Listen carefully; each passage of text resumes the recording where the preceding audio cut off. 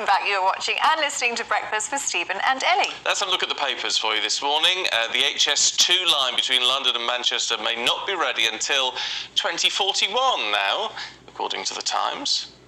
The Guardian reports that at least 500 people have died after ambulance delays last year. BBC staff have been left boiling with anger at Gary Lineker after he sparked an impartiality row with comments about the government's migrant policies. That's in the Mail. The Eye also reports that HS2 is to be delayed by another 2 years as ministers try to make savings in the face of inflation. The BBC is under pressure to make Lineker apologise for a tweet criticising government policy. That's according to The Express.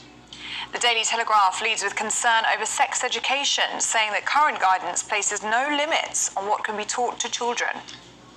And back to HS2 in the Daily Mirror. And The Sun has something totally different. News of what it describes as another WAG war.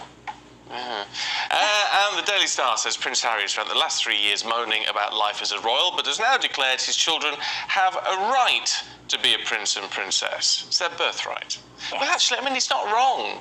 It sort of is. But say, if he hated it so much, why would you? No, I was quite surprised by that yesterday. I did think, and Meghan Markle as well, I did think you'd maybe not want your children to be prince and princesses, considering how difficult they have found it. Certainly very interesting. Yes. Let us know what you think about that. But time to go through the papers now. And joining us this morning is our favourite husband and wife team, Claire Pearsall and Nigel Nelson. Good morning to Hello. you. Brilliant to have you with us. Claire, let's start with you, shall we? It's on the front of many of the papers this morning. HS2 and yet more delays.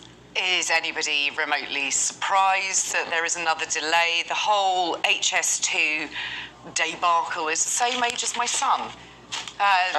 This began all in January of 2009, and it was under the Labour administration. We're looking at the needs of rail infrastructure going up through the north, and it was then taken up by the coalition government, and here we are, billions of pounds looking like it's going to be wasted on something which is never going to happen. And I think that we have to start to look at these infrastructure projects properly as to whether we now continue to put all of this money in. The world has changed, travelling has changed, and if this is only going to cut sort of 20 minutes off a journey from London to Birmingham, for example, is it really worth putting the money in? What's the point? There's so much work been done already, though. I mean, if you live around, you know, the area where the route is, I mean, there's so much actual infrastructure being put in now.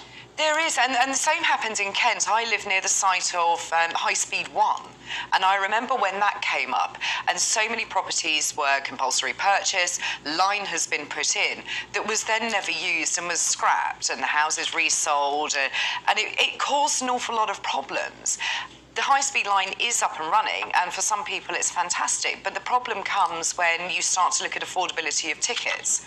I could travel over and get the high-speed 1 link into London, but it's going to be about 3 times the price of just trundling into London on the usual line down the road. So I think we need to look at what this is actually going to cost passengers, because the cost of living is such that train fare is very, very expensive, having just gone up at the beginning of this month. HS2 inevitably will have a higher ticket price attached to it. So is it going to level up?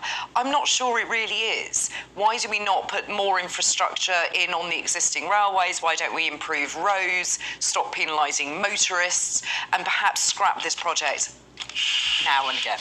Nigel, what do you think? I mean, politically, it's dangerous to stop it, isn't it? It is a bit after you spent about £10 billion on it so far. I think Jacob Rees-Mogg was saying on GBNEWS that maybe it's time to cut our losses, that if we're all working differently, as Claire pointed out, we should perhaps think again.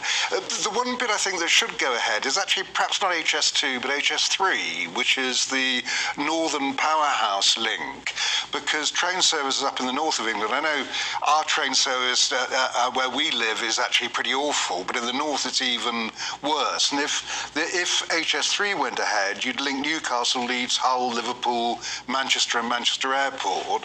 That might actually solve your levelling up criticism anyway. Because there's nothing, it's putting something new in. Yeah.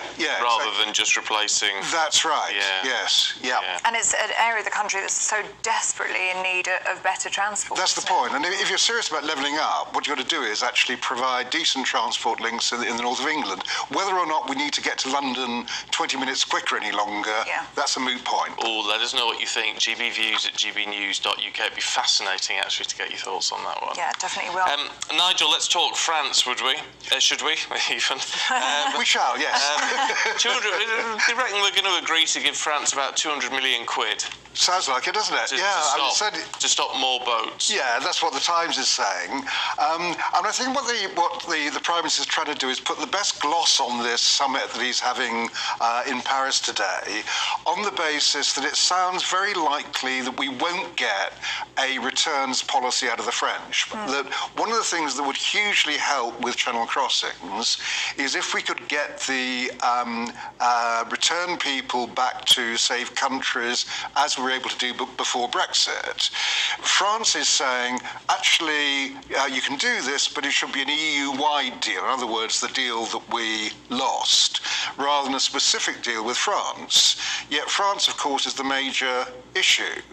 So it wouldn't stop small boat crossings, but it would actually help if they would take some people back, if they've already applied for asylum in France, first of all. But, I mean, at the moment, it's hard to see what we're getting out of this. I mean, if Rishi Sunak goes there today and agrees to another 200 million, I mean, it's vast amounts of money. I mean, there was another 62 million, I think, pledged in November last year. I mean, we're just throwing money at the situation. Yeah, the French economy did. But what are the British getting back? Well, we're not getting a return. Well, I mean, what we'd hope we'd get back is that the French would put more gendarmes on the beaches and stop people actually crossing. But we're still paying for it. I mean, I think we have to take the point that the French aren't terribly concerned if people are leaving their country and coming to ours. In the same way, we wouldn't be hugely concerned if it was the other way around. But if you're going to actually solve this problem, it is an international one. It's one that the French and the rest of the EU should try and help with. And at the moment, they're not. Maybe the Northern Ireland deal will actually butter up Europe enough that they'll start assisting us. Is it unrealistic, Claire, for France to say this has to be an EU agreement rather than just an Anglo-French agreement? No, it's not unrealistic. France can't make decisions for the rest of the EU. Would it have to? No, it wouldn't. But I think this is what everybody is looking at Macron to come up with an agreement that Britain can have a returns agreement with the EU. And of course, it doesn't.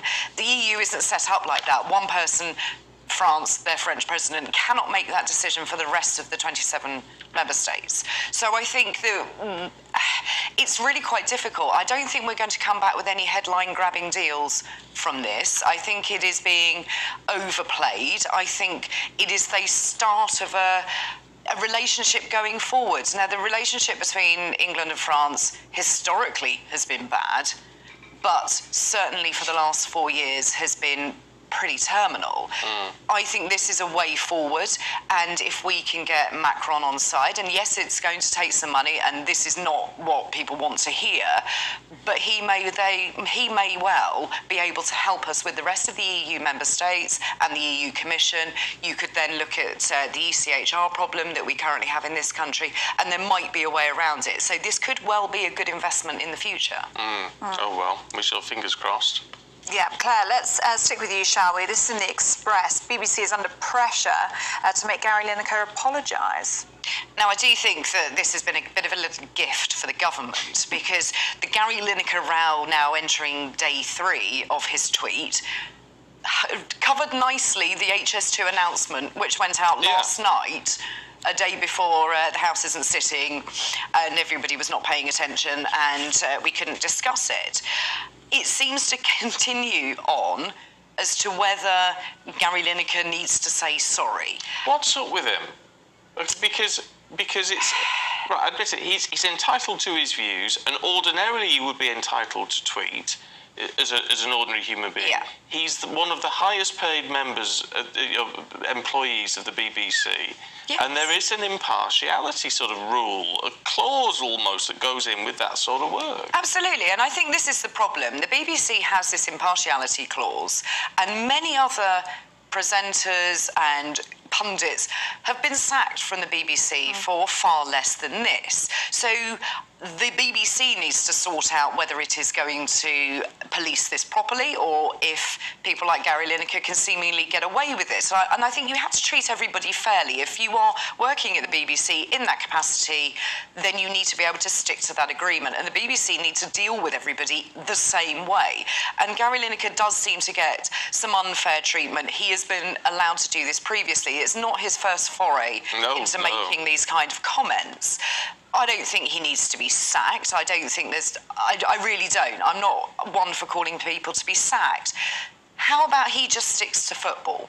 If he wants to go along the political line... But he's been told this before. He has, and that's what I mean about things not being policed fairly and people being dealt with differently. So, because he's crossed the line multiple times, Nigel, isn't there an argument to say, well, you're not sticking to your contract?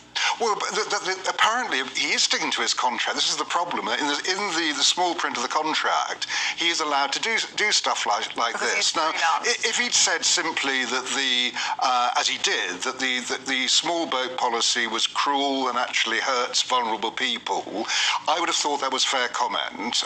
Certainly, I think that. To start comparing it with Nazi Germany, there is no equivalence.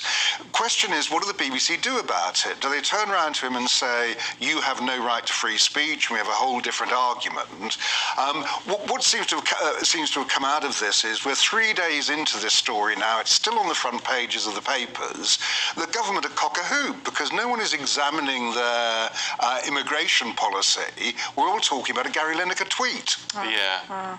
Let us know what you make about that at gbnews@gbnews.uk. I know there are many people at the BBC, journalists and reporters the like, who do sign this impartiality That's contract. all part of the deal, isn't it? And they are up in arms. They are so frustrated and so angry by what they're seeing. And it is different because Gary Lineker is a freelancer. I don't think his contract is quite as strict, but still they see it as being treated very differently. This is the thing. Must be frustrating. Yes, there's got to be a straight line for everyone, I think. We're going to leave it there for the time being.